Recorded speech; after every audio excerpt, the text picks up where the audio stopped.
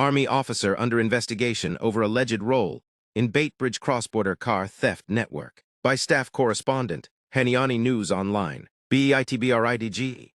Law enforcement authorities have intensified investigations into a suspected transnational car smuggling ring allegedly involving a serving Zimbabwe National Army major, following the recovery of a stolen Toyota Fortuner in Mozambique. The vehicle, reportedly stolen in Baitbridge and smuggled across the border with the assistance of security personnel, has drawn attention to what police believe is a sophisticated network operating between Zimbabwe, South Africa, and Mozambique. A key suspect, whose recorded confession has been circulating widely on social media, implicated the Army officer by claiming he coordinated safe passage through a security checkpoint without payment. In the video, believed to have been filmed in South Africa, the man explains, "He name withheld, contacted officers at the post so we could pass without any issues. I handed over the vehicle and returned by motorbike. The stolen Fortuner was traced to Mozambique and later transported back to Zimbabwe, where it is being held at Baitbridge Police Station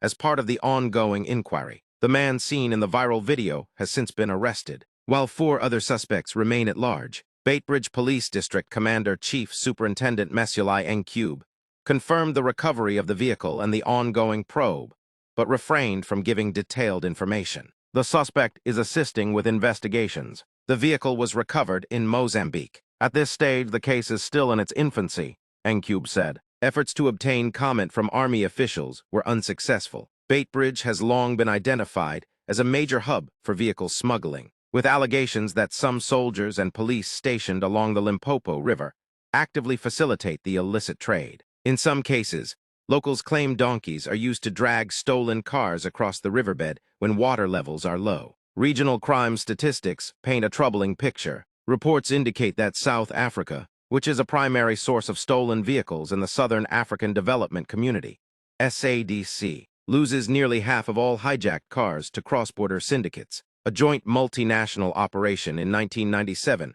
recovered 576 stolen vehicles, of which 464 were traced back to South Africa. Police suspect that many of these vehicles are exchanged for high-value commodities such as diamonds, gold, or other minerals.